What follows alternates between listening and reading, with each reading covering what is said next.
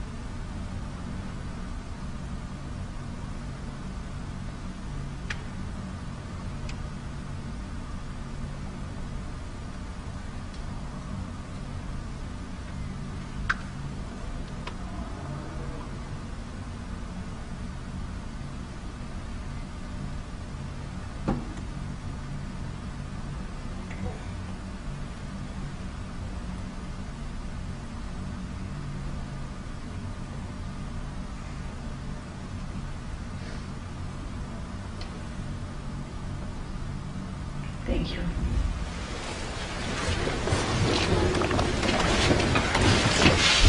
And before we begin with our speaker, I think it's important that we understand the connections between what's happening in Palestine and what's happening here and what has happened here. I was recently watching a video that you can't find on YouTube. It was taken down very quickly by an ex-Israeli soldier talking about what happened there. And at the end he said, I owe a debt. I owe a debt to the Palestinians for everything that I have here. My home, the land that I live on, all the resources that I enjoy, and I need to repay that debt. And it really hit me. Because all of you are on Treaty 4 territory, and you owe a debt to those in Treaty 4. And debt does not mean guilt. Please do not own guilt. Anybody's guilt does me no good, and it does them no good. If you're part of the solution, which you are because you're here, then don't own that guilt. If you're going to go out there and be a racist, please feel guilty, but they don't. But yes, you owe a debt, just like the Israelis owe a debt, and we must always be cognizant of that. And in owing that debt, the best way to pay it back is to stand up and to right those wrongs and to spread the word. And that's what we need to do, because it's the same colonizers and it's the same mentality. After all, apartheid came from Canada. It started out here with all the policies on my peoples, and it went to Africa. It went apparently from Israel to Palestine, and wherever apartheid is. It's a little known fact, but it came from Canada and its policies on Indigenous peoples and on First Nations. And so we have to remember that, and if we're going to stand up against it, then we need to stand up against it at home and abroad, because apartheid still exists here in Canada. The UN rapporteur comes through Canada every now and then and listens and says, oh, there's apartheid in Canada, and wraps Canada's knuckles and goes home, and not much changes. So all of us together, standing as true sisters and brothers, no matter what color we are, no matter what walk of life we are, we can and will make a difference. Last night Angela Davis talked, and she talked about global mobilizations. And that's what we need to do. That's where our strength is. And that's where we know we can do something. And I don't want to take much more time, so I'm really happy you're here. And I'm going to have Valerie introduce our most honored speaker that we are so fortunate to have here tonight. And thank you once more for being here. And remember, resist.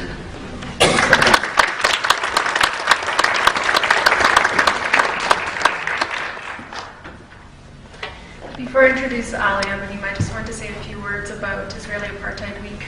This is the first Israeli Apartheid Week here in Regina. It's an international series of events that began 7 years ago as a project of a handful of activists with the Arab Student Collective in Toronto, and since then has expanded to more than 70 cities across the globe, from Jerusalem to Johannesburg, Dublin, London, New York, Mexico City, and also Sudbury, Ontario, Hamilton, Winnipeg, Calgary, Alberta, if you can believe it, and now here in Regina on Treaty 4 territory. So we're really excited to have everyone here tonight.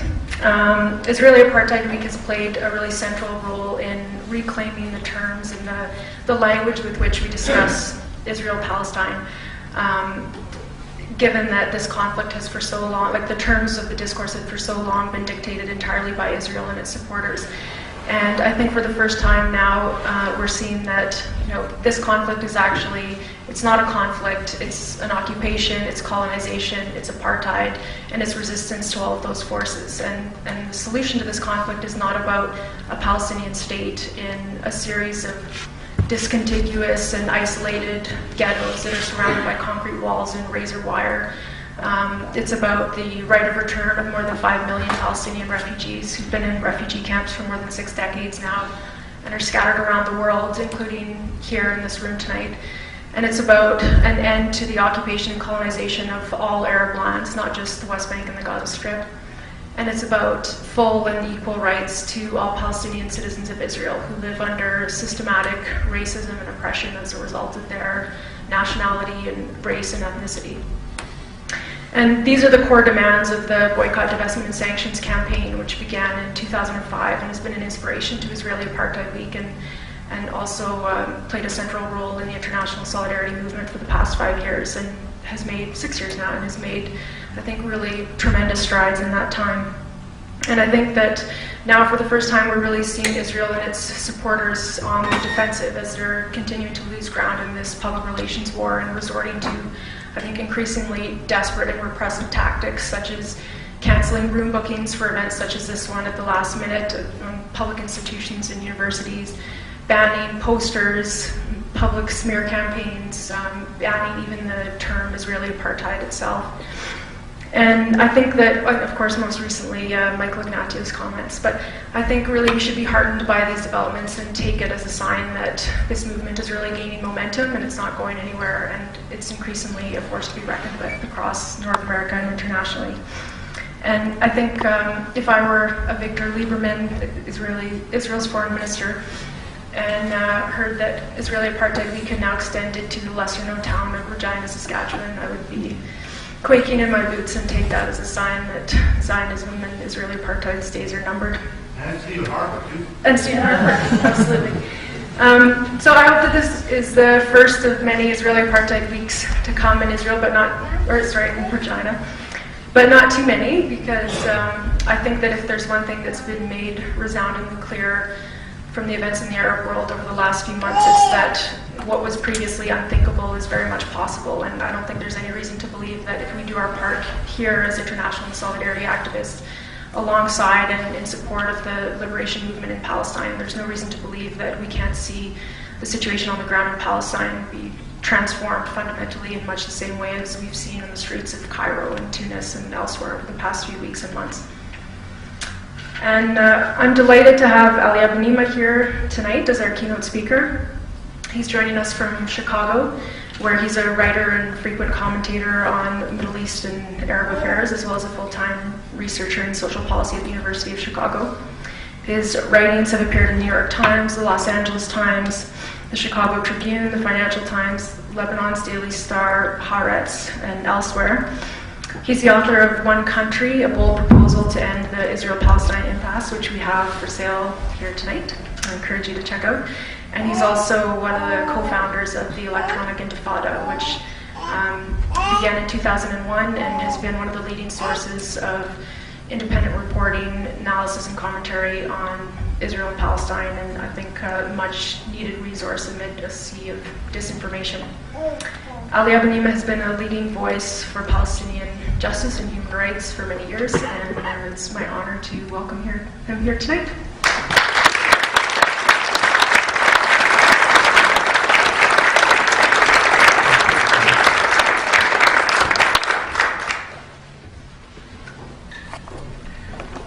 Good evening. I'm going to do two things.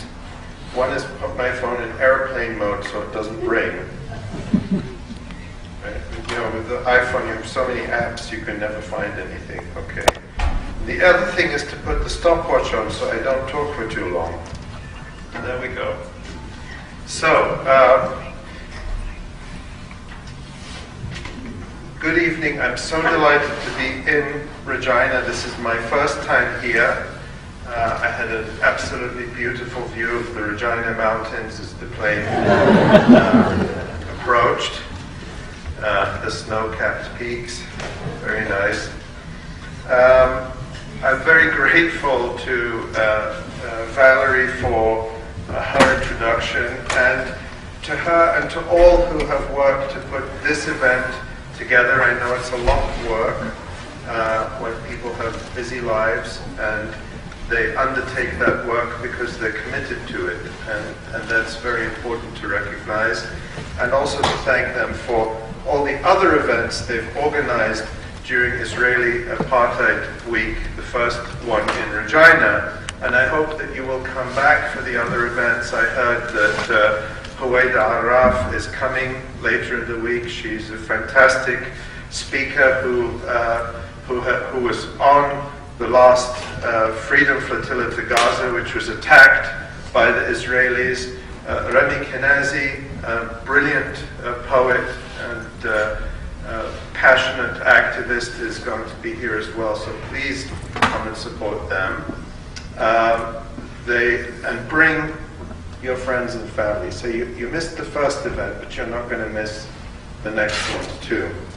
And I would like to thank Sue for her very moving comments, and also to offer my solidarity, congratulation, and love to all of our sisters on International Women's Day, and to share the recognition of the debt that we owe to the indigenous people of what is now called Canada, and to recognize very much that these struggles are linked, that the policies and the practices that we're going to talk about tonight have a common root in colonialism, in a colonialism that went out from Europe to the world and carried on the same practices everywhere. I've seen it in Australia, I've seen it in Canada, I've seen it in the United States, and we see it still in Palestine.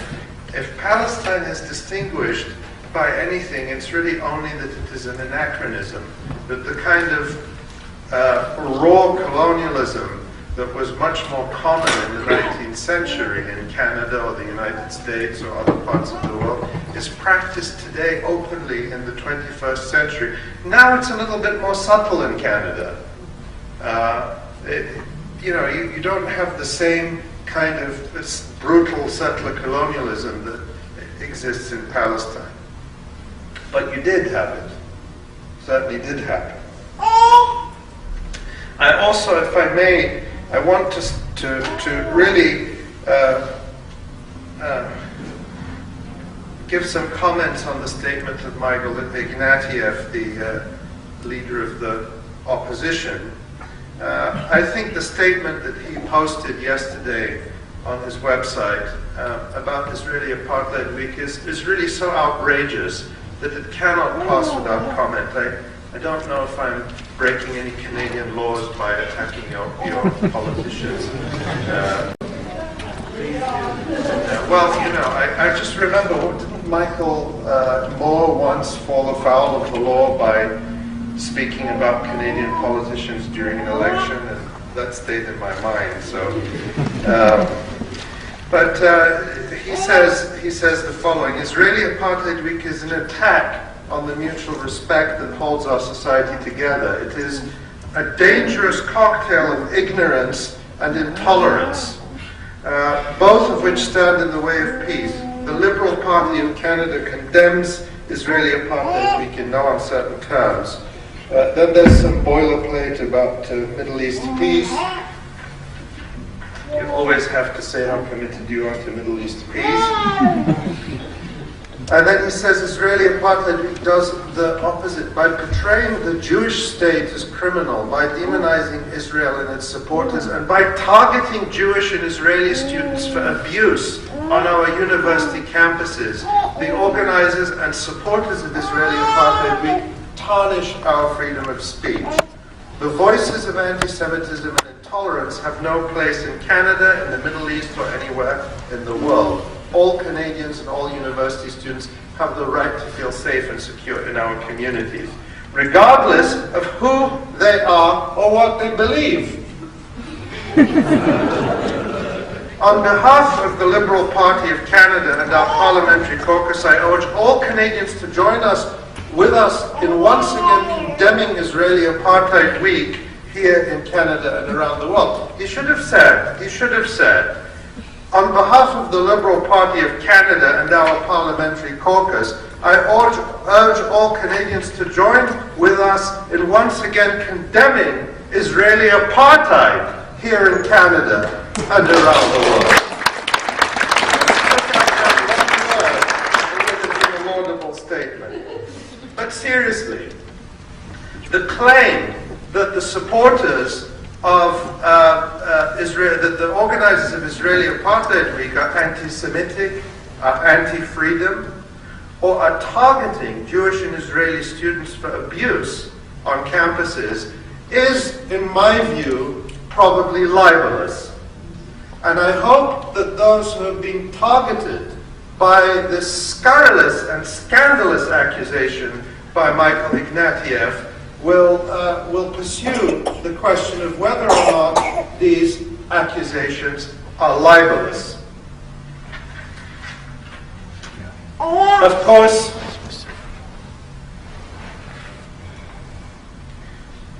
one Canadian who visited the occupied West Bank wrote about it in The Guardian of London on April 19th, 2002. He wrote about in a helicopter, and he wrote the following: "When I look down at the West Bank, at the settlements like Crusader forts occupying the high ground, at the Israeli security cordon along the Jordan River, closing off the Palestinian lands from Jordan, I knew I was not looking down at a state or the beginnings of one, but at a Bantustan, one of those pseudo-states created in the dying years of apartheid to keep the African population under control." Of course, those words were written by none other than Michael Ignatieff. So he's a hypocrite as well. And just so people don't think there's any party political goal here, if you bring me other statements from any other party leaders, I'd be happy to give them the same treatment. Of course, there is practices of apartheid, that Israel is built on an ideology that is akin to apartheid in so many ways. One of the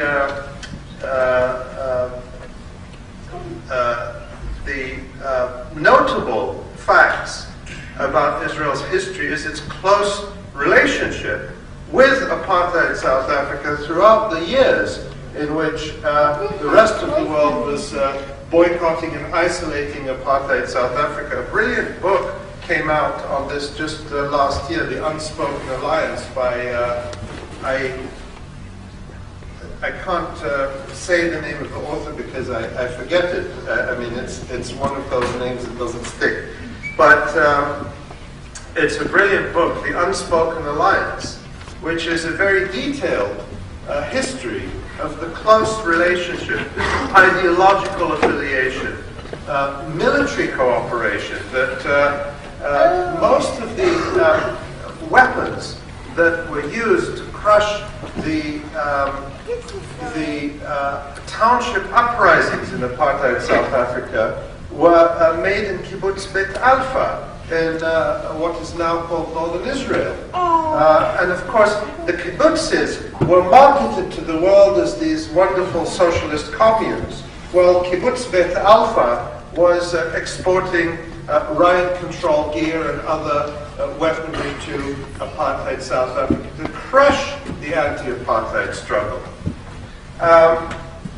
Of course, at a time when most of the world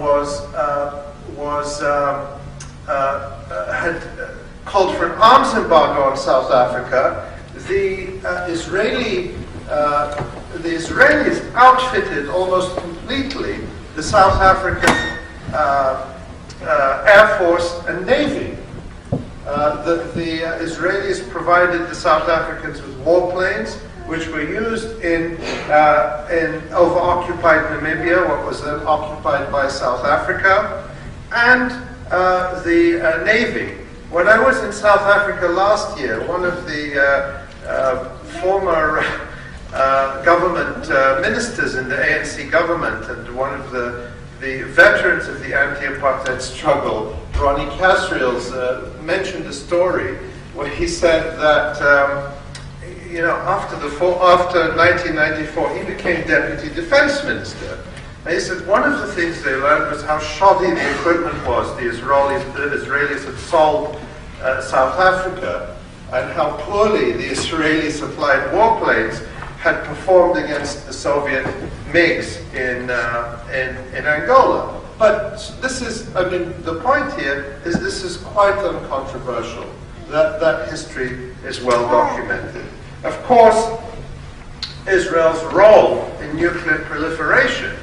It's now believed, there's pretty good evidence that South Africa and Israel work closely on developing nuclear weapons. South Africa, of course, abandoned its nuclear weapons in 1994. Israel still maintains its nuclear weapons. One last point about the historic relationship, by the way. Those Bantustans, which Michael Ignatieff wrote about in his intolerant and anti-Semitic article in The Guardian in 2002,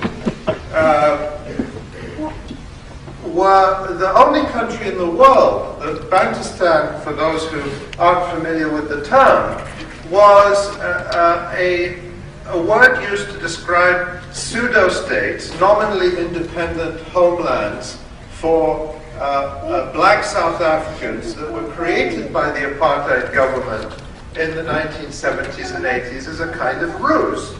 The basic demand of the black majority in South Africa was one person, one vote, full citizenship for all the people who live in South Africa, including the descendants of the white colonists and settlers. And the apartheid government's response was, well, okay, you want political rights, that's all very well with us, we'll create states for you. And these black homelands, the Bantustans, were scattered enclaves. People were forced to move to them. They were often on very poor land, very far away from the urban and economic centers of South Africa. And they had puppet governments which were entirely controlled by and subsidized by South Africa with little local dictators. In fact, very much the model of the so-called Palestinian state that is emerging in the West Bank. And what you learn from the history is that the South Africans came to Israel in the 1980s. I wrote about this in my book, which I'm going to plug now because it's very heavy. It's a light read, very heavy in your suitcase, so I'm hoping you won't make me take them away from Regina with me. But one of the things I wrote about is in the 1980s, the South Africans coming to Israel to study how Israel managed its problem with the Palestinians. And Meron Ben-Venisti, who was deputy mayor of Jerusalem, recalls a meeting where the South Africans came and said, we've come to learn how you deal with this. The Israelis are shocked. They say, what do you mean? You have a horrible system of apartheid, and we're a wonderful, enlightened state. And the South Africans look at them bewildered and say, what do you mean? We have the same problem, and we've come up with the same solution, and we want to see how you're managing it. And that was a wake-up call for them. But the history is there. The present today is one where you can see the ideology at the root of apartheid. And by the way, apartheid, when you talk about one of the sort of red herring arguments used against saying that Israel is an apartheid state as well. Oh, well, Israel is so different from South Africa. Well, of course it's different from South Africa. No two countries are identical. Israel doesn't have to be identical to apartheid South Africa for the charge of apartheid to stick. Because the crime of apartheid is defined in international law. It's defined by a UN treaty on the crime of apartheid. And the crime of apartheid, if you look it up, you Google it, you'll find it is defined as a system that is designed to provide racial privilege for one group of people over another. A system, systematic policies and practices.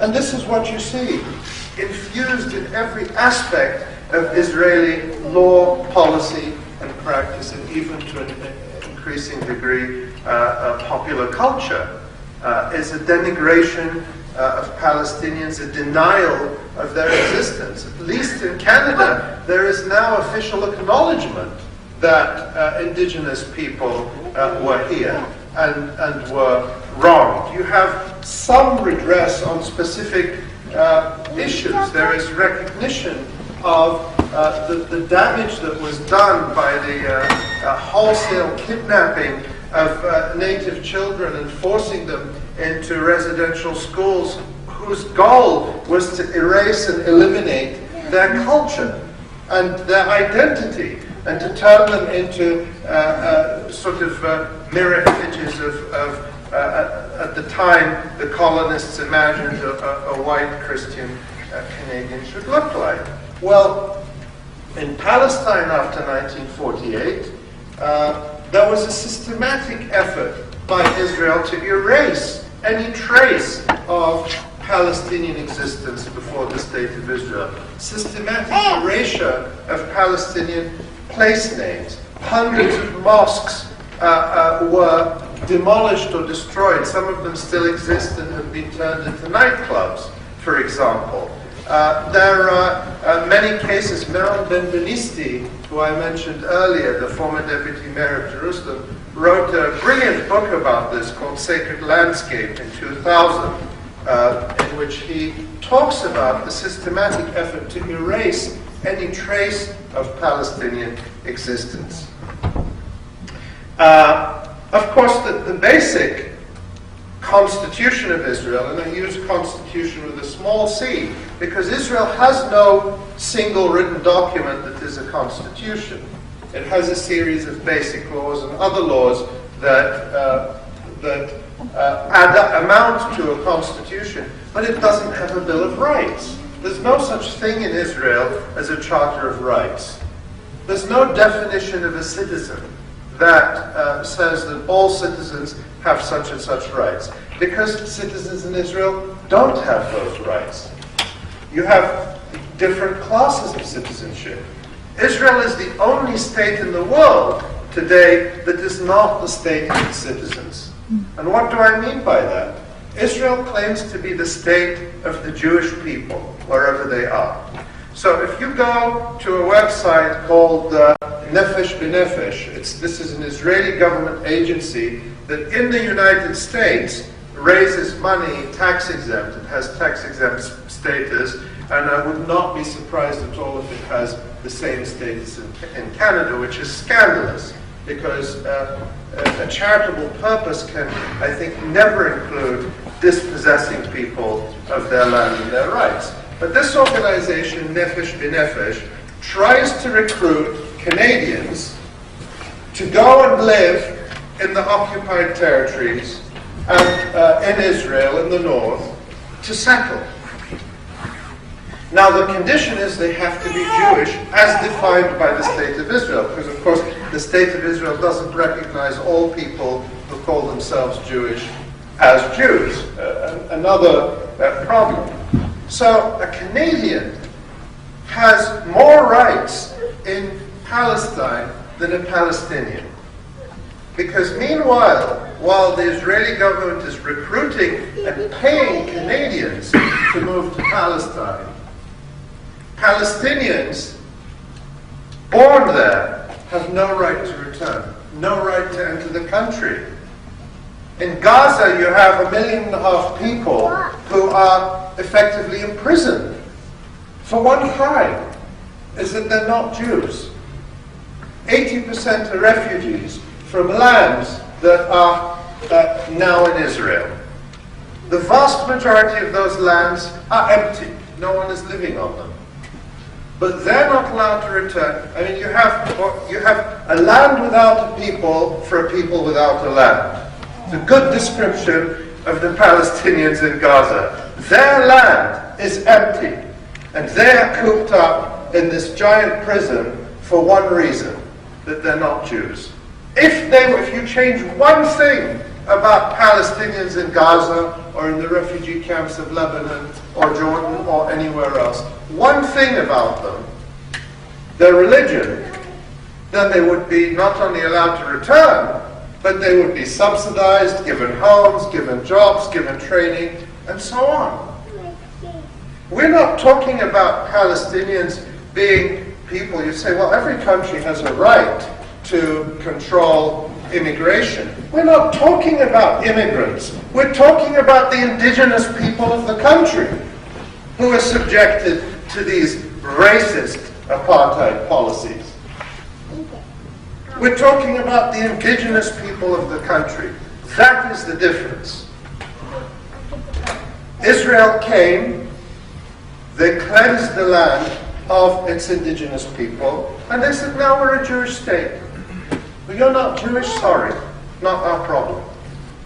Well, that might be fine for them, but it's not an injustice, it's not an outrage that the rest of us are bound to accept. And this is what this struggle is about. It's about recognizing the full equality of all human beings. The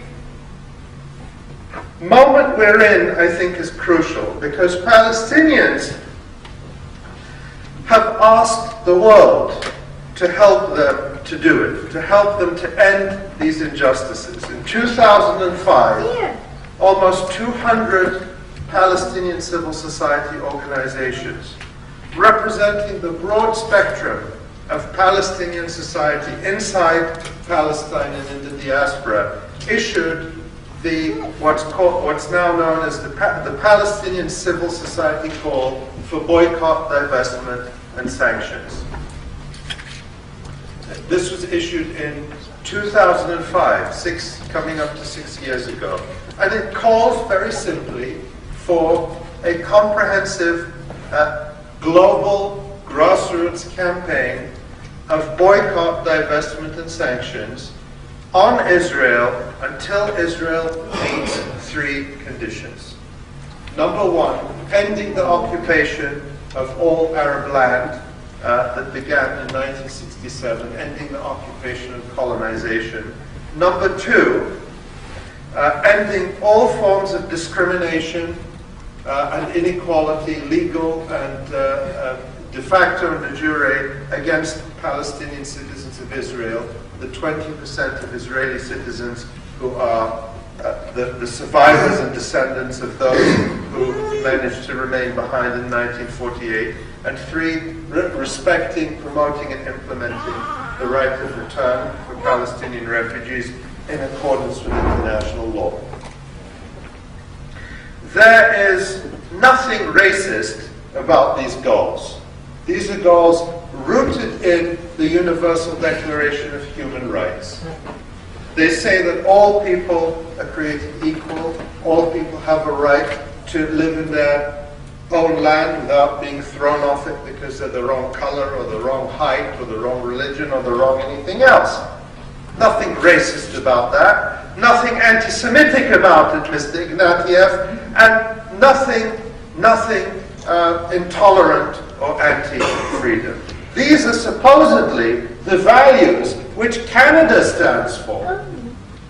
Those are the values that are contained in the Palestinian civil society call for boycott, divestment, and sanctions.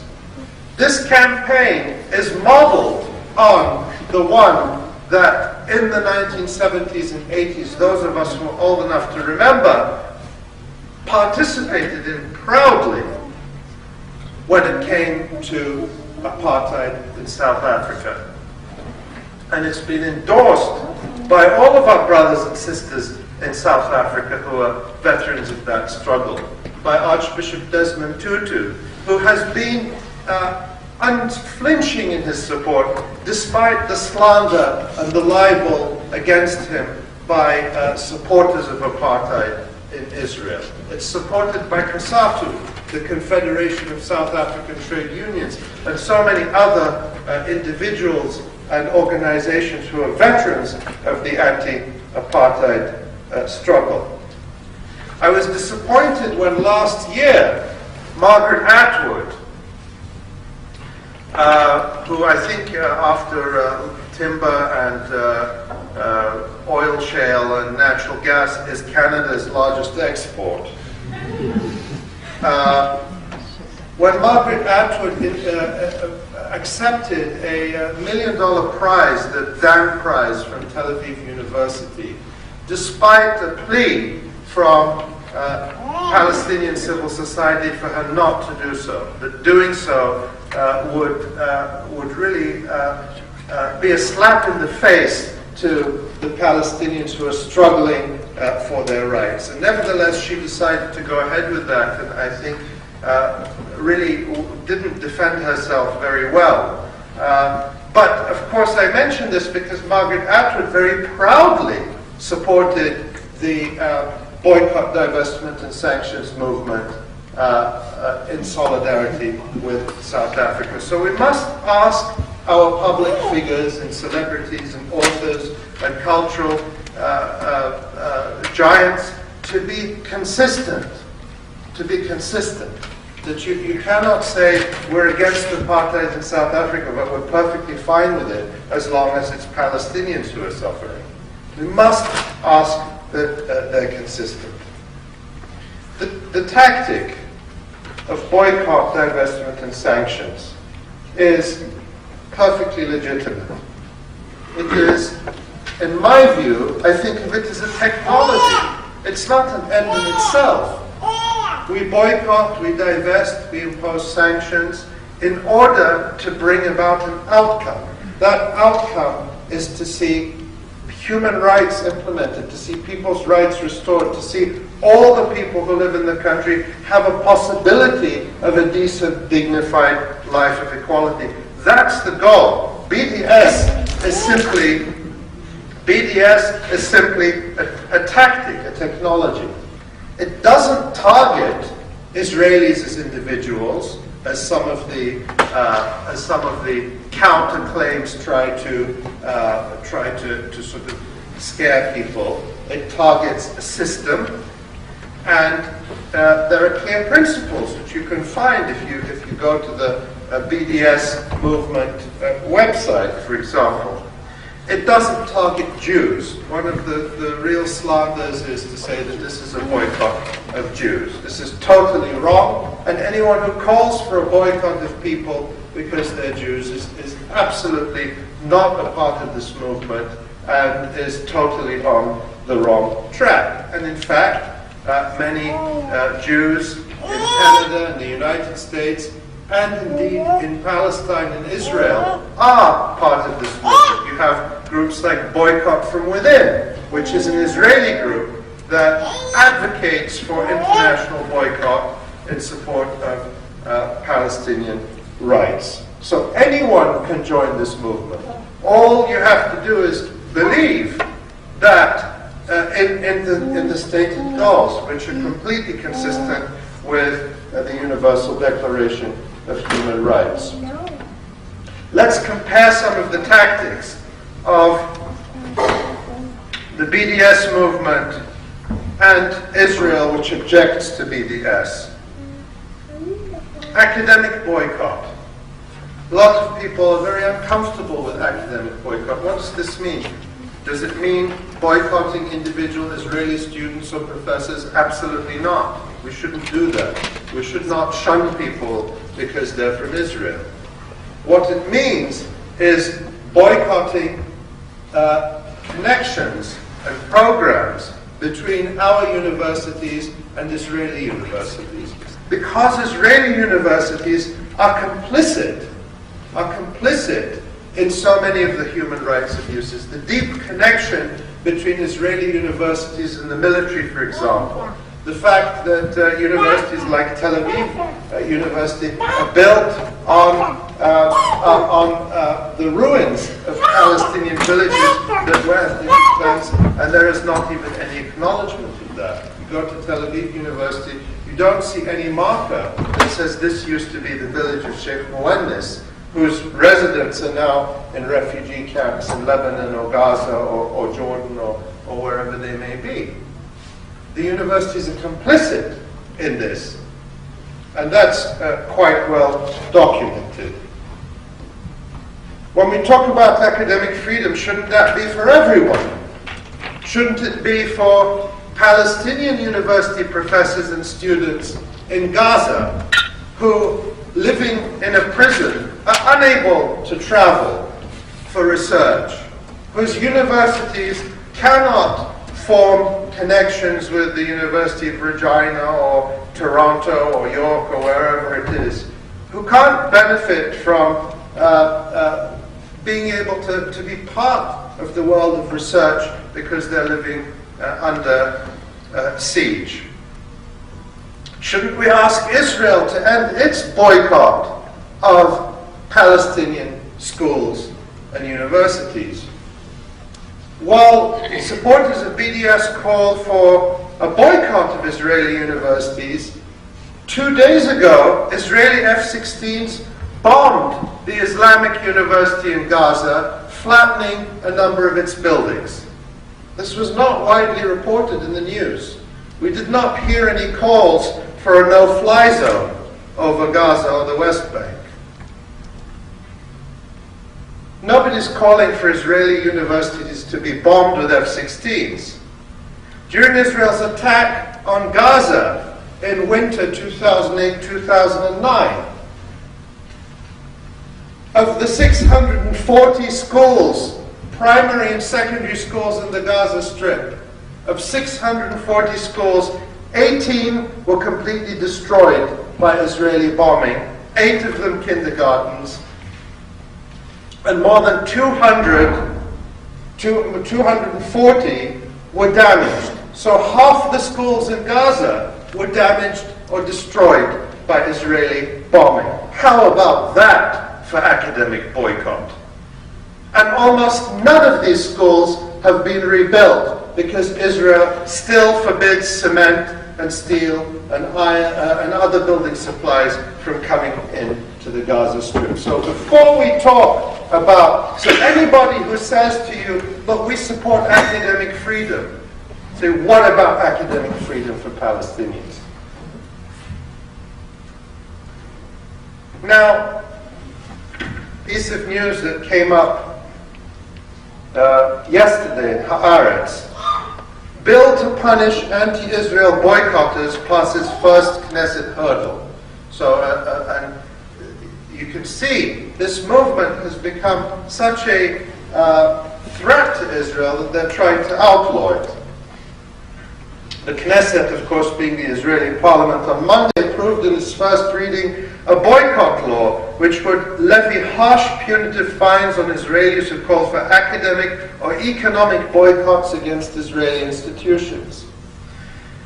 The draft law also calls for imposing sanctions against foreign nationals and organizations that call for anti-Israel boycotts, as well as against states that pass legislation giving such boycotts force of law. This is quoting one of the legislators. This is an important and reasonable bill that will enable us to continue to ask the U.S. to take legal action against its citizens who boycott Israel. So the target is not just Israelis, but to reach to the United States and presumably Canada as well, to stop us from talking about this. Foreign citizens who violate the law could be prohibited from entering Israel for 10 years or more. Now, so what does this add up to? The Israeli response to boycott, divestment, and sanctions is boycott, divestment, and sanctions.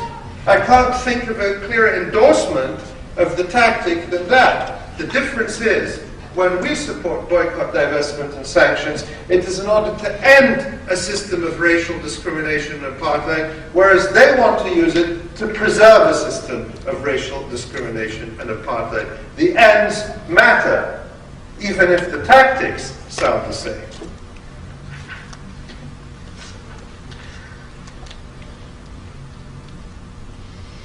I think, and I'd like to echo Valerie's comments in her introduction, that there's no reason to believe this can't be done. We are used to thinking of justice in Palestine, of freedom for the Palestinians, as something that is distant, that's far away. And I think we have to change the way we think about it. We have to start thinking about something that is within our reach within the next few years. And we have to step up our mobilization and our engagement with that in mind. Everything points to this being possible. Not inevitable, but within our reach.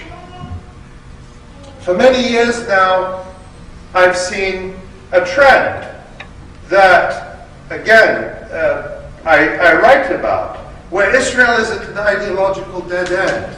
There's nowhere else to go. Israel operates a de facto, my book talks about a one-state solution. When it came out a few years ago, people said that's crazy. Just the other day, Netanyahu was publicly speaking about a one-state solution and the danger of a one-state solution. But we have to recognize that Israel already has the de facto policy of successive Israeli governments is a one-state solution from the river to the sea. How can we interpret it any other way? Since the so-called peace process began almost 20 years ago, Israel has continued to confiscate Palestinian land, build settlements, almost tripling, more than doubling, almost tripling the number of settlers in the West Bank and around Jerusalem in the past 20 years, and doing everything possible to prevent the emergence of a Palestinian state, the emergence of a two-state solution. Even now, when we have more and more countries recognizing a Palestinian state. I don't believe in these gimmicks.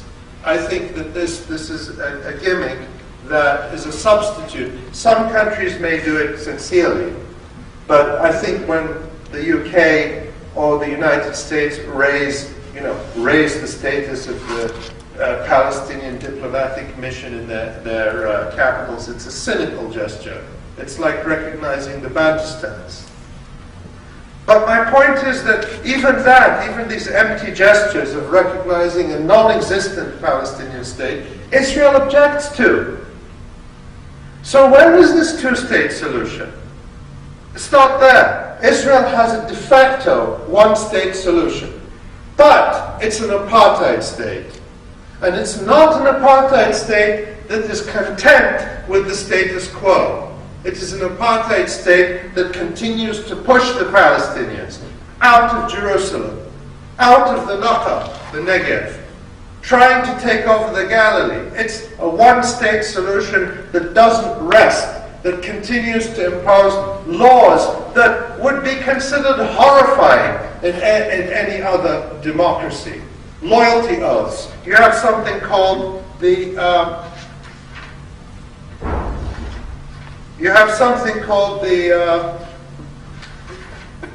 I think it's called the Admissions Committee Bill, which is a law that allows communities in Israel to decide who can live in them. It's clearly understood in Israel that this is a means to to allow Jewish towns from it's a means to allow Jewish towns to prevent Arabs, Palestinian citizens of Israel, from moving into them. And this is becoming a big problem for Jewish towns because since 1948, Israel has prohibited the construction of a single new town for its Arab population. You have to think about this. In 1948, 90% of Palestinians were ethnically cleansed from the area that became Israel. About 150,000 Palestinians were left. Today their numbers have grown to about almost 1.5 million. This is just within the pre-1967 borders of Israel. It would be good to have a map. I'm sorry I didn't think of putting one up. But the point is that you have, just dealing with the Palestinians inside Israel who have Israeli citizenship, their numbers have grown about tenfold since Israel was founded, and the number of new towns and developments Israel has allowed them to build is zero. Zero. So there's a need to move into places where housing is available. And as Palestinians move to places where there's housing, which is predominantly Jewish towns, we see this reaction of laws passed to prevent this from happening. In Canada, in the United States, you have equal housing laws. In Israel, they're passing unequal housing laws. In 2011, you have recently, a few months ago, in December, 300 rabbis, municipal rabbis, whose salaries are paid by the State of Israel, issued a decree banning Jews from renting or selling property to Arabs. These are not crackpot rabbis in the West Bank. They are 300 municipal rabbis whose salaries are paid by the state.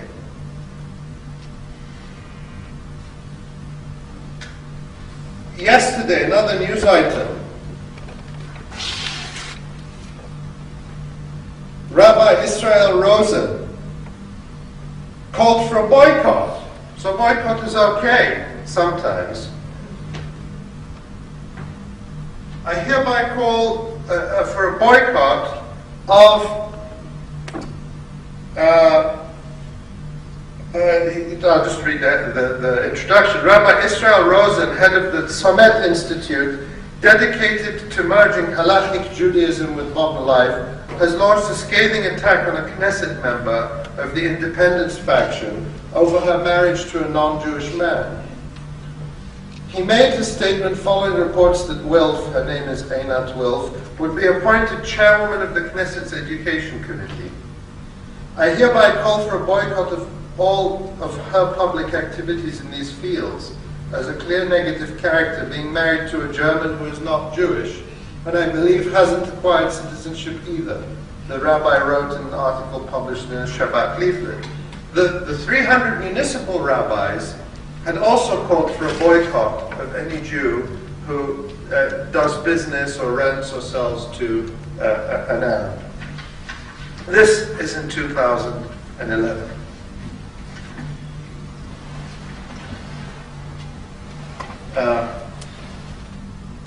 So I think that when Israel has reached this point of a de facto one-state solution with increasing racism, racists gone wild,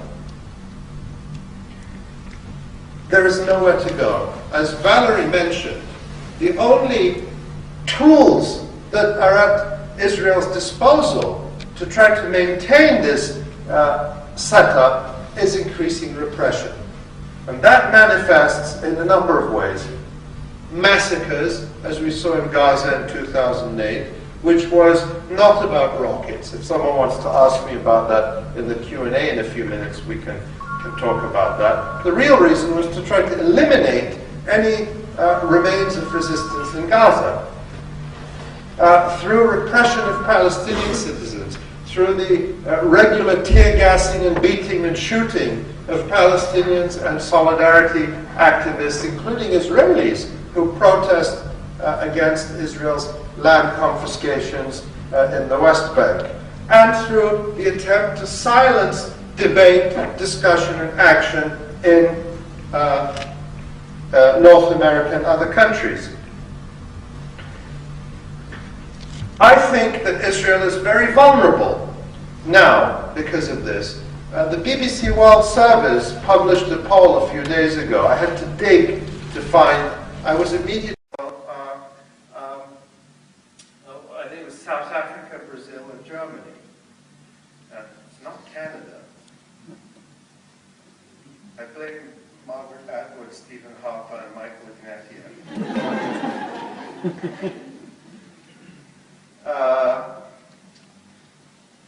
But they didn't mention who was at the bottom of the poll, and that immediately got me suspicious. I thought, oh, Israel's got to be at the bottom because they didn't mention it. BBC is scared to death now of mentioning Israel negatively, even if it's the truth. So when I went and dug out the report, something stunning. It says, Israel remains one of the world's most negatively viewed countries, alongside Iran, North Korea, and Pakistan. This was just published yesterday, according to the latest annual survey of global opinion by the BBC World Service. But most significantly, that introduction I wrote, but based on the BBC report, but most significantly, according to the full results of the survey, and I quote, while overall views of Israel have not moved substantially over the past year, there have been significant increases in negative views of the country among Americans, rising from 31 to 41%, and Britons from 50% to 66%. This is stunning, and it's a crisis for Israel. And look what's happening. You have, just the other day, a veteran Israeli diplomat, Ilan Baruch, quits and says he can no longer represent the government. I quote from him. He wrote a letter to all foreign ministry employees when he quit to explain his motives. He said, identifying the objection expressed by global public opinion to the occupation policy as anti-Semitic is simplistic, provincial, and artificial. Experience shows that this global trend won't change until we normalize our relations with the Palestinians. In other words, you have an Israeli diplomat resigning and taking a shot at the kind of silly arguments being pushed by Michael Ignatieff. The good people who organized Israeli Apartheid Week all over Canada and all over the world are anti-Semites and intolerant and anti-freedom, when they know better, and I think the rest of the world is starting to know better as well. So, what are they left with?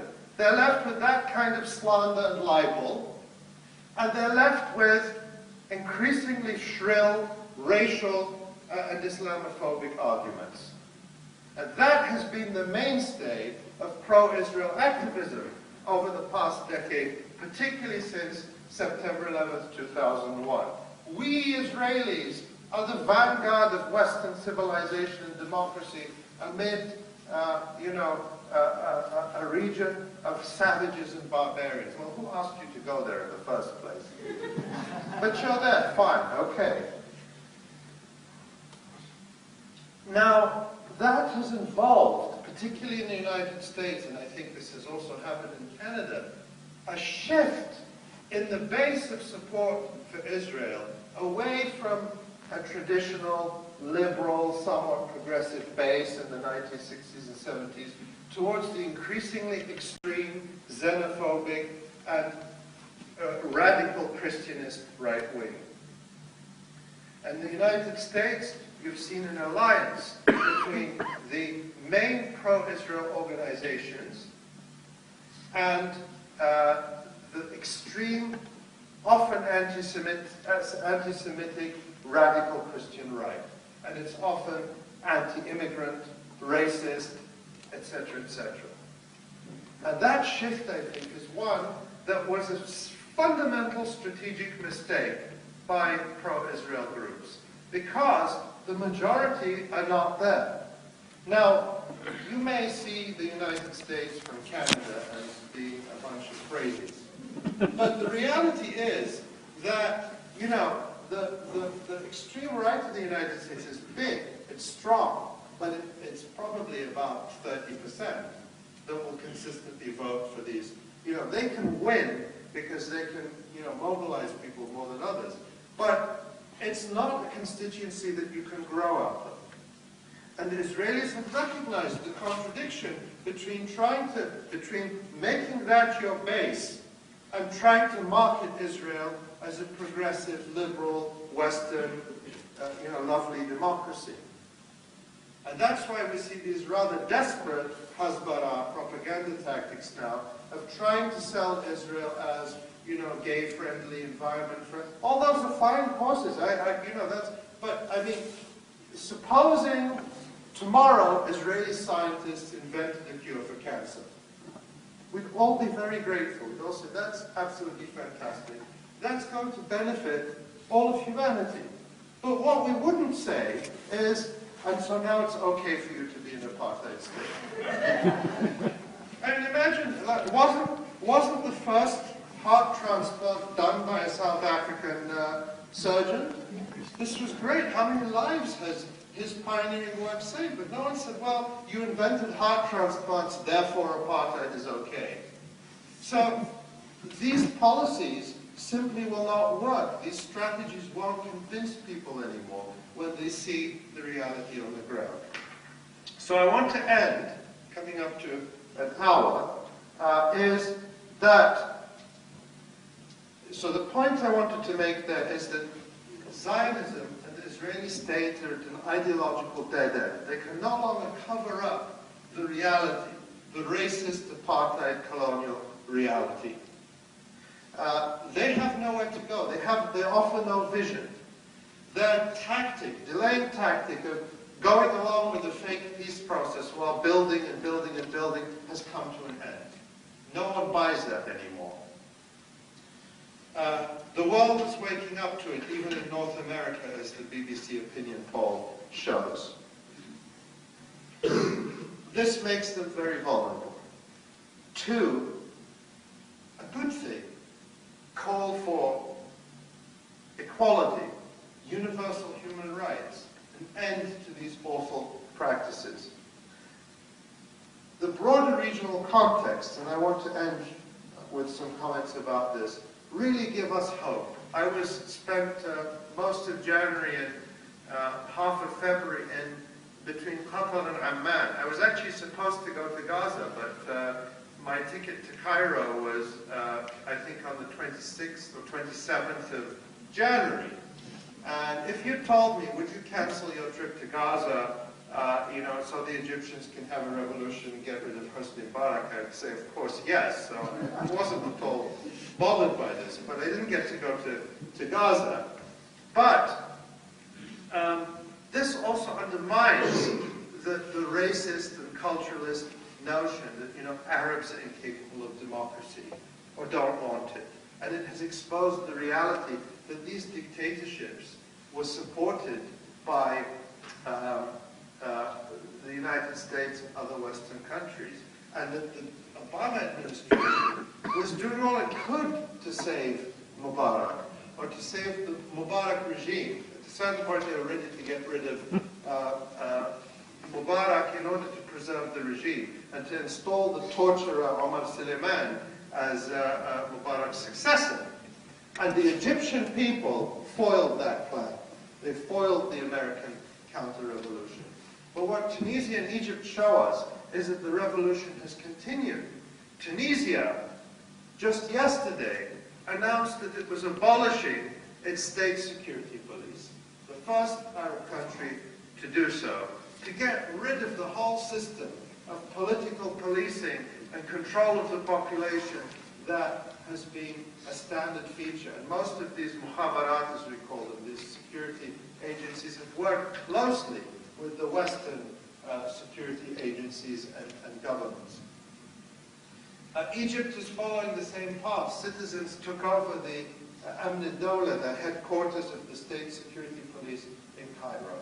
And we are seeing real deep transformations taking place. People aren't saying, okay, we overthrew the head and that's it. They are continuing. And these and even if the change doesn't come in the same form in all countries, the pressure is there. Egypt's regional role will change. You know, all the worry was in the United States and other countries was, oh, will Egypt tear up its peace treaty with Israel? I think it probably won't, if I was to guess. But the peace treaty never required Egypt to carry on the way it has. Never required Egypt to be complicit in Israel's crimes, the siege in Gaza, to be the linchpin or the keystone in a sectarian regional alliance against Iran. None of this was in the peace treaty. And we already see Egypt's foreign policy shifting, even though the revolution isn't complete, and taking Egypt out of the American-Israeli camp to play a more independent role and to return to the Arab fold. So you have regional shifts in the balance of power that I think favor justice in the long run. And the transformations show a point that I've tried to make many times over the years, is that, you know, there's a fallacy that we all engage in, that we think that is true for us personally and also true for us collectively or as countries or communities, that because every day that, you know, today is a lot like yesterday. Yesterday is a lot like the day before, and so on. So we think tomorrow is going to be the same as today. But the reality is that, heaven forbid, you could find out you have a terrible illness. You could win the lottery. You could get your dream job. You could meet the love of your life. There's no guarantee that tomorrow is going to be exactly like today. And this is also true for countries, and we've seen this so many times in history, that when change comes, it's not that it was unpredicted. For years and years, people have been speculating about the possibility of Arab peoples rising up against their governments. But nobody could predict the moment. Nobody could predict the spark. Nobody could imagine that Mohammed Bouazizi in the town of Sidi Bouzid would get so fed up that he would set himself on fire and inspire his countrymen to revolt until they had cleansed the old regime. So radical change is possible. We've seen that. And we need to prepare for it. We need to be building. We need to be engaging, mobilizing in boycott, divestment, and sanctions. And we need to be thinking about the future. What kind of Palestine can be a hospitable home for all the people who live in it? I think that is our urgent challenge, and it's one that we can achieve. For me personally, I don't think this is a project that is for 20, 30, or 50 years. I think about the generation of Palestinians who witnessed the Nakba, the ethnic cleansing in 1948, who are still alive today. Most of them are getting quite on in years. They may be our parents or our grandparents, and I think we owe it to them to let them to see this justice in their lifetimes. Thank you.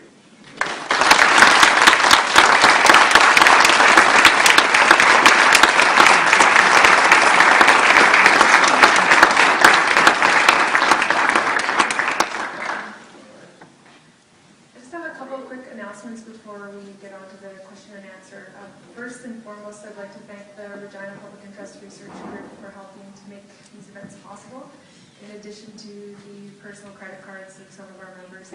And to that end, we will be passing along a box for anyone who's able to contribute a donation to some of the significant expenses for this series of events, which have all been free and open to the public. So if anyone can help us out, that would be greatly appreciated, and would also put us in a position to organize similar events in the future. We'll also be passing around a sign-up sheet, so people are interested in hearing about upcoming events or getting involved, then please leave us your contact information.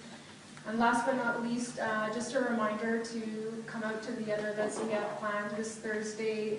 We've got an event focused on colonization and apartheid here at home. We'll be screening Gansitake, which is about the Oka standoff in 1990, and we'll have a panel with Joyce Green and Sue Duranger, who is introducing here tonight. And that's at the Luther Auditorium at 6:30 on Thursday. And next week we have Huwaida Araf from the International Solidarity Movement and the Free Gaza Campaign, who will be speaking also at the Luther Auditorium at 7 p.m. And lastly, a closing social event at Mysteria Gallery on Wednesday with Palestinian poet Rami Kanazi, who will be joining us from New York. So please check out our website, reginasolidaritygroup.com, for more details, and I'll pass it back to Ali for the question and answer. There's a microphone, I think just one, but if people wanted to line up there with questions or comments, then you're welcome them all. Thank you. I noticed that it's a very big box going around, so I'm quite drunk to fill it. Do your best to fill it.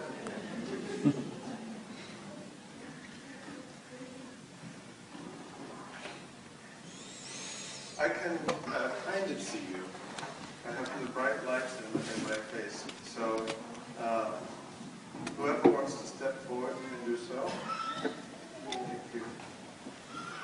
If you could speak to this sort of radicalization of the Israeli society in regards to the military and sort of right-wing, extremely orthodox Jews trying to infiltrate the army and the IDF and sort of dictating policy in the occupied territory. Yes. Of course, Israel is unique in many ways, but I tend to view it, I think, most usefully through the lens of settler colonialism. And I think you can learn a lot about Israel by looking at the experience of the settler colonial societies. And here I think the comparisons with South Africa and Northern Ireland are very useful. Both, without going into great detail, there are similarities in the setup. That this was the ruling group was descended from a settler community. That there was some distinction made in Northern Ireland. It was along the lines of religion between settler and native. In South Africa, of course, it was a racial distinction. And you see that the ruling group develops an ideology of a sort of a mirror ideology to the way people outside that group see them. So you see this very much with Israelis, with Afrikaners, with Unionists and Loyalists in Northern Ireland, that we are the oppressed group, the whole world is against us, that we have a special covenant with God, that our very survival and existence is at stake. Why does the world pick on us? Can't they see, that we're right and everyone else is wrong?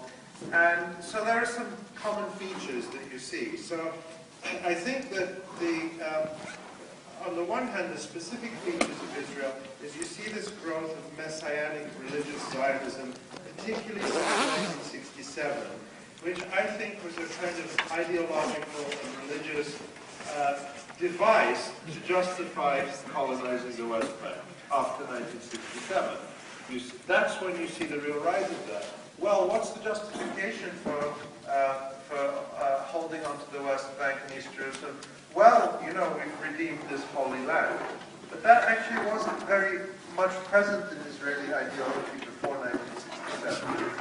So, to a certain extent, I see this radicalization as a feature of a settler colonial unit, and I see parallels between what happened with whites in South Africa in the years before the end of Apartheid, where you saw increasing radicalization, increasing move to the right. You saw groups like the Africana resistance movement of Eugene Terre-Blanche, just gaining tens of thousands of new members. You saw support moving from the National Party to the even more far-right Conservative Party. And so people always said, well, you may talk about a non-racial South Africa with one person, one vote, but this is unrealistic because whites will never accept it. And I think you see similar parallels now in Israel with increasing religiosity, radicalization. People react to it the same way. But I think after the ideological break, after the power shift, a lot of that dissipates. Of course, I don't have a crystal ball, but I think that that's driving a lot of the violence. I mean, the pogroms by the settlers is driven, by this ideology. But the settlers themselves are not an independent force.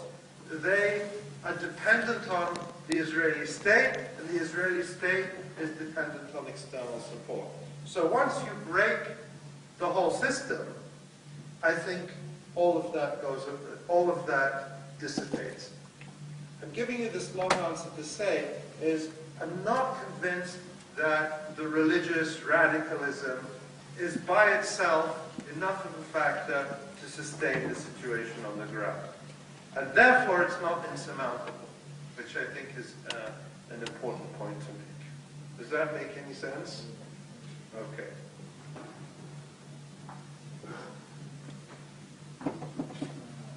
These days, it seems like there is some pressure from the international community to do something.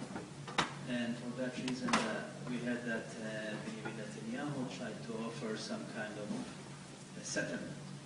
How do you see this idea, his ideas about not permanent? An interim agreement, long-term something like that. Yeah. You think the international community can buy this again and again and again? This is a question about the so-called peace process and what role it has played in the past 20 years. And I think it has played for the Israelis the role of buying time. That Israel was always headed for the cliff in terms of being, ideologically at the dead end, or I'm mixing metaphors furiously here, over a cliff and into a dead end. They could see now you have the demographic shift taking place, that Palestinians are once again the numerical majority in historic Palestine from the river to the sea. And they saw all that coming, but they couldn't change course. So the only strategy was to buy time through the peace process. As former Prime Minister Yitzhak Shamir said back in the early days of the peace process, after he left office, he said, we would have continued the negotiations for 10 years while, and in the meantime, we would have 500,000 settlers in the West Bank. Well, that's exactly what Israel did. For the so-called international community, I use the term so-called a lot because I think we should always question these terms. International community, when it's used casually in the media, when you analyze it, means the United States and its sidekicks. It doesn't mean the international community. One of its literal sidekicks is Canada, We know you're up here. Even though you don't think we forget about Canada. I love Canada, I really do. I'm just kidding. In fact, all Americans, except for that 30% I talked about earlier, constantly say they want to move to Canada. You know that we know that you wouldn't have us them. But if you think about the role that the peace process has played for these countries, the so-called international community, it has been really a fig leaf. It It's been a way to get off the hook and to evade responsibility. A prime example of that is the Goldstone report. Here you had a UN Commission report by an impeccable group of international officials headed by Judge Richard Goldstone, the former head of the Special Tribunal on Yugoslavia, former judge of the South African Supreme Court, a man who played an important role in the transition after apartheid, a self-described Jew and supporter of Israel, who conducted this report that you can read online, or better still buy the book, because recently an edited version came out in which I have an essay edited by Phil Weiss and Adam Horowitz and Lizzie Ratner, with some fantastic commentaries from other people. But here you have this report that presents clear, transparent evidence of war crimes and crimes against humanity committed in Gaza by Israel, and also looks at Palestinian actions. It's all laid out there. And the United States and the other countries that have opposed any action on the Goldstone report have justified it by saying, well, you know, this would get in the way of the peace process. Well, what peace process? So, using a dead peace process as a way to avoid the responsibility of implementing international law, holding Israel to account.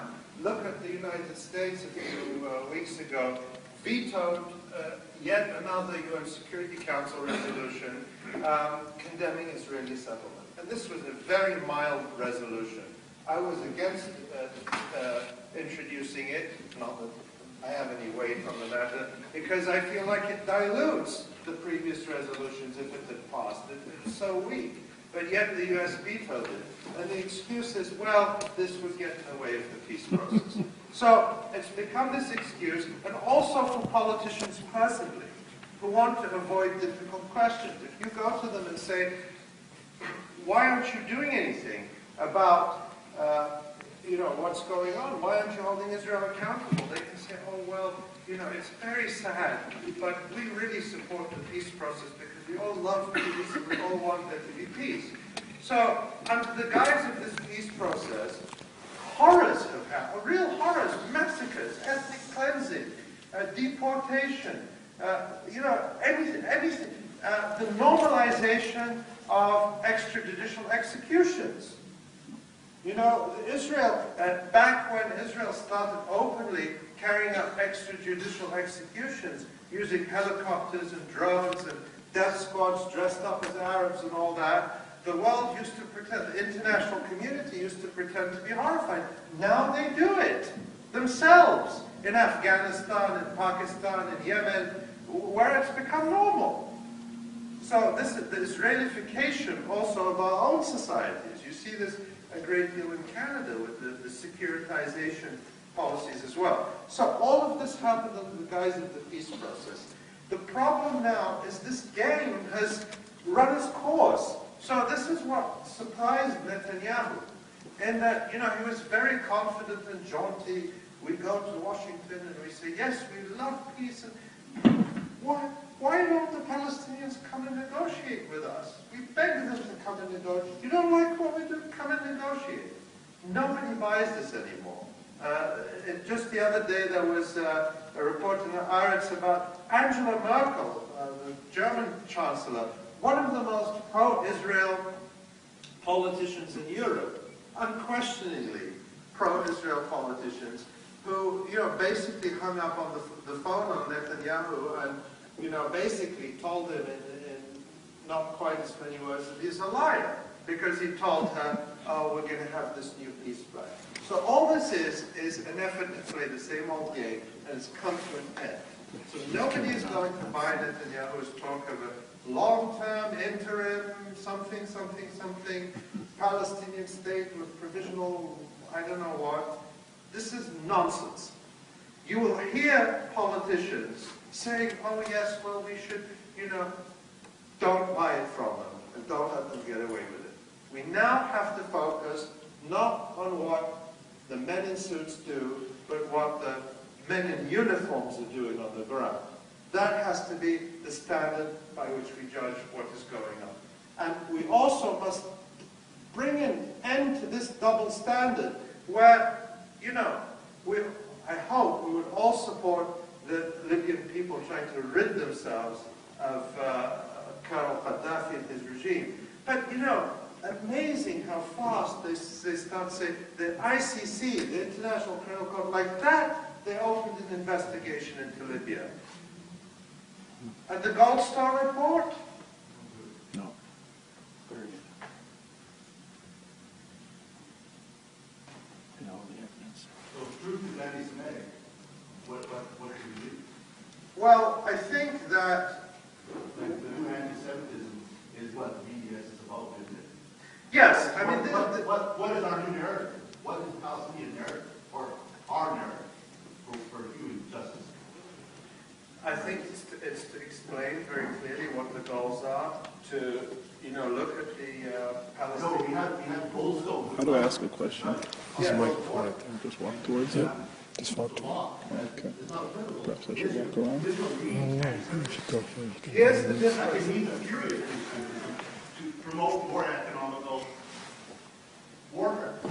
Here's the difference, though. Israel has relied on those traditional defenses. Military, which now is not, you know, they themselves have recognized a famous report that came out about a year ago from the Reut Institute that said the main threat to Israel is what they call delegitimization, a loss of standing in the eyes of the world, and not military. And we have, you know, invested all of our efforts into building up military defenses. Well, military defenses do you no good against the movement for freedom and liberation. Look at Libya. Look at the world reaction to Colonel Gaddafi using tanks and artillery and anti-aircraft guns against people struggling for freedom. What's Israel going to do if 1 million Palestinians start marching?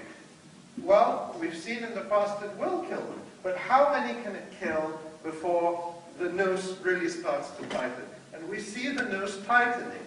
Now, we haven't seen, you know, many Western politicians standing up courageously and say the Goldstone report must be implemented and those allegations must be investigated and those responsible brought to trial. But we have seen the judicial system starting to unfreeze.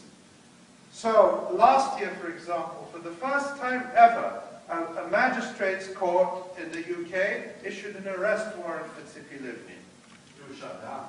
It was shut down, yes. What happened?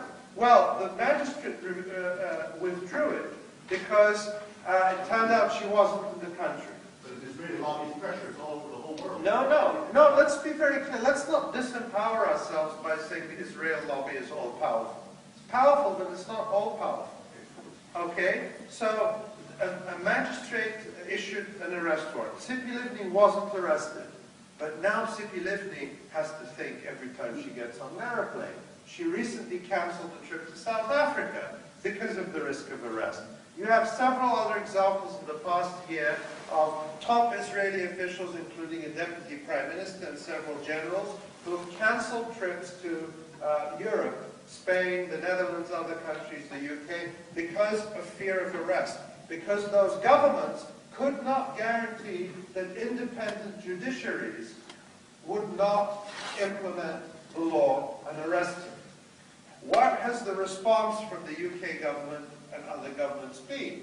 The UK government, their response was to promise first the Labour government and now the Conservative government, we will change the law to take away the independence of the judiciary in this area in order to stack the system in favor of Israeli war criminals. Right? But now, if they want to change the law in that way, they're going to have a fight on their hands. There's a movement that is going to stand up to that. And it's not a foregone conclusion that they can win. So this is the battle that we have to be prepared to fight. And not disempower ourselves by saying, well, they can't do anything. After Lebanon 2006, the noose started to tighten. After Gaza, it started to tighten more. After the Mavi Marmara, the massacre on the high seas of a ship that was actually sailing away from the coast of Gaza at the time it was attacked, the noose is tightening. And, you know, Western politicians could say, oh, well, you know, go easy on them because there's a peace process. Now there's no peace process. The fig leaf is gone. So they are vulnerable. They are vulnerable to a movement that is calling for equal rights, international law, the Universal Declaration of Human Rights. They're vulnerable to that. The way apartheid South Africa was, and this thing about delegitimization is very important. They're right, in a sense, because if you think about it, take the United States. You had, in the 1950s into the 1960s, the Jim Crow South, where you had legal, organized segregation, apartheid. White supremacy was the law of the land. And it was respectable. You know, governors and police chiefs and fire chiefs were members of the Ku Klux Klan in their millions. And they were the most respected citizens of their communities. All of that went away. Doesn't mean racism went away. Doesn't mean white supremacy went away. But the system and its legitimacy went away, and it can never be restored. So the fear that Israelis have is that the world wakes up to what's going on, and it loses legitimacy in the eyes of the world, and that can never be restored. And a system that is based on racial, ethnic, religious discrimination has no legitimacy. It's not something, you know, this is good for Israelis too. They may not see it now, but it's good for them. Yes, sir. Thank you for the knowledge. Thank you. Under the law of return, the Lebanese and the Falashis, many in the Philippines or Asia, are allowed to be citizens of Israel. Under one standard, though, they are required to be in the army. For the next 10 years, how do you find their lives to be within the conflict? You're referring to the Ethiopian Falasha and other communities that have been brought to Israel under the law of return.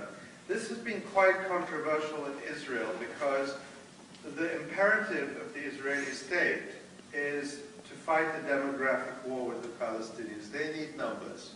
The Jewish birth rate is much lower than the Palestinian birth rate. So there was one imperative, which is to bring Jews from wherever they could get them. And so they brought the Falasha in the 1980s. They brought, a few Jews from India. They went and found a tribe in the Andes in Peru and did a quick conversion and brought them to settlements in the West Bank. This I write about it all in the book. And but on the other hand, these were in Israeli Zionist terms low-quality Jews, in the sense that you want them to make up the numbers, but they're not the Jews you would choose if you had the choice. What you really want is those nice, wealthy Western Jews from Canada and North America who incidentally don't want to come to Israel. They support Israel from a distance, many, but they won't move there. They move in very tiny numbers. So what's happened is that Israel is a very racially stratified society, even among Jews, and black Ethiopian Jews have suffered, as previously Arab Jews did who came to Israel from Iraq and Morocco and other countries. They've been on the bottom rung of Jewish community, Jewish society. There's a very high suicide rate, for example. It's one indicator among Ethiopian soldiers in the Israeli army. And there's been all sorts of social and legal discrimination. Many school districts in Israel, for example, Petah Tikva, prevented the enrollment of black students. You also see this huge wave of anti-migrant, anti-refugee feeling in Israel, where the Mubarak regime actually had an agreement to shoot dead refugees coming from Africa through Israel to seek asylum, many coming from war zones, from Darfur, from other places, and something like 24 migrants were shot dead trying to cross into Israel in 2010 alone. So I think that an end to the Zionist apartheid system hopefully offers liberation to all the people in the country, including all those who've come. I mean, I think that the examples we have to learn from and improve on are other settler colonial societies where those who, however you've got there, your status is transformed from settler or native into citizen. And that means more than just saying everybody is equal. You have to say everyone is equal, but you also have to have restitution and redress.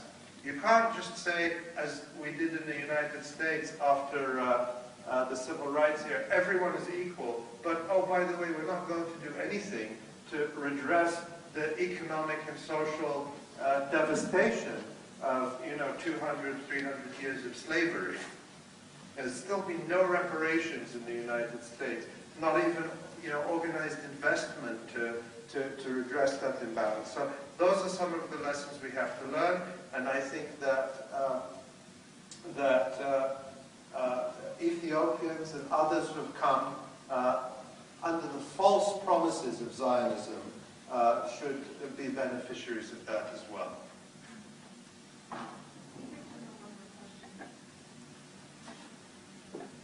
Thank you very much for coming. I was just wondering, the Palestinian national movement seems a bit of a mess. And I was just wondering whether you could kind of maybe perhaps comment on that. I can, absolutely. In fact, I can refer you to, because just to keep the answer brief, I wrote an article just a week or so ago on Al Jazeera, English, on the website called Toward Palestine's Mubarak Moment. And in that I looked at the sort of disastrous state of the Palestinian national movement. It reflects the Palestinian people who are divided and separated from each other, often physically, prevented from connecting with each other. I think that the BDS movement, it's not the be-all and end-all, it's not the solution to every problem, but I think it unites Palestinians, it has the potential to unite Palestinians and their allies over a straightforward, simple program that addresses the rights of all Palestinians, those in the diaspora who have been left out of the so-called peace process, the refugees, those in the West Bank and Gaza Strip, and those within Israel. That's what the Palestinian call for boycott, divestment, and sanctions sets out. It calls for restoration of the rights of those three groups. It doesn't take a position on one state or two states. In theory, it could be two states, but both states would have to be states which offer absolute equality to all their citizens. So that's one thing. The other thing is I think, and I had been arguing this before, that I think to a certain extent we shouldn't worry about the Palestinian experience of having sort of a centralized, bureaucratic, and yet transnational leadership has been very difficult, frankly, over the past few decades. The PLO went from being a liberation satisfactory answer, but it's one that, to me, is an intriguing possibility. Don't put all the energy into trying to have a big transnational bureaucracy that can again be corrupted and co-opted. Focus on the work of building the struggle, of educating people about the cause, and see where things go.